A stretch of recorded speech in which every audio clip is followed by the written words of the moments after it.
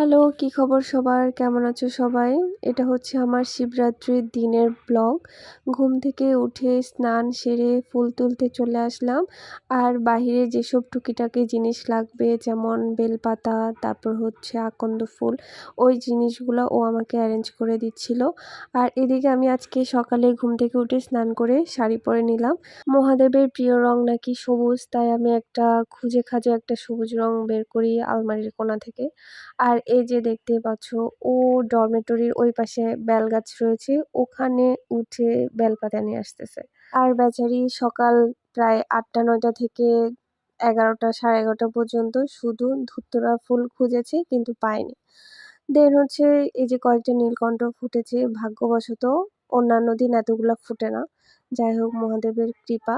আর আমি আজকে অনেক অনেক ফুল তুলতেছিলাম, মানে মন চাচ্ছিল যে প্রচুর ফুল দিয়ে পুজো দিব, কিন্তু সত্যি কথা শীতকালে না ফুলটা একটু কমই হয়, মানে গাঁদা ফুলটাই বেশি হয়, কিন্তু গাঁদা ফুল গাছ তো এত নেই, দেশি গাঁদাটা একদমই নেই।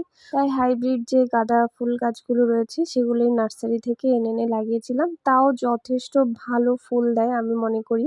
দেন ফুল তোলা শেষ আমার, এখন হচ্ছে ঠাকুর জাগাবো, তারপর হচ্ছে পুজোর সবকিছু অ্যারেঞ্জ করব। আর আজকে হচ্ছে আমি শিবলিঙ্গ প্রতিষ্ঠা করব। ইন্ডিয়া থেকে আমি আসার সময় শিবলিঙ্গটা নিয়ে আসি, কিন্তু আর প্রতিষ্ঠা করা হয়নি। আমার মনে হয় মহাদেব এতদিন চেয়েছিলেন যে শিব চতুর্দশীতে উনি প্রতিষ্ঠিত হবেন, আর সেটাই হলো, না হলে এতদিন কেন হলো না। আসলে ভগবান না চাইলে আপনি কখনোই কোনো কিছু কাজ করতে পারবেন না। অনেকে মন চায় না গোপাল প্রতিষ্ঠা করবে বা হচ্ছে বৃন্দাবন যাবে, কিন্তু সেটা ততক্ষণেই হয় যতক্ষণ হচ্ছে ভগবান সেটা কৃপা করেন। আমিও এটাই বিশ্বাস করি যে না হলে 3 মাস যাবৎ শিবলিঙ্গটা আমার বাসায়, কিন্তু ঠাকুর ঘরেই ছিল, কিন্তু পুজো করতাম না। আজকে পুজোটা উনি নিলেন। জানি না ভগবান আমার প্রতি কতটা কৃপা দৃষ্টি করেছেন, কিন্তু আমি মন থেকে ভক্তি ভরে সবকিছু করার চেষ্টা করেছি। তো দুজন মিলে রেডি হয়ে নিলাম।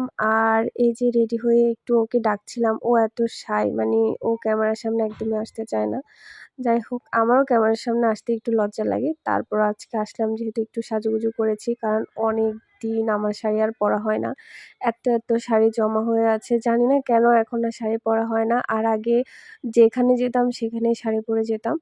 আর আজকে আমি প্রথম প্রহর সেটার অভিষেক আমি মন্দিরে গিয়েই করেছি, তারপরে এসে আবার বাসায় করেছি। তার কারণ হচ্ছে যখন আমরা গিয়েছিলাম তখনও তিথি শুরু হয়নি, তাই ভাবলাম যে আগে প্রথম প্রহরের অভিষেকটা মন্দির থেকে করে আসি, তারপর হচ্ছে বাসায় এসে আবার করব। তারপর সন্ধ্যা আরতি শেষ করলাম। তোমরা কারা কারা 4 প্রহর পুজো করেছো অবশ্যই জানাবা। আমি এই প্রথমবারই 4 প্রহর পূজা করেছি মহাদেবের। মহাদেব সবার মঙ্গল করুক। হর হর মহাদেব।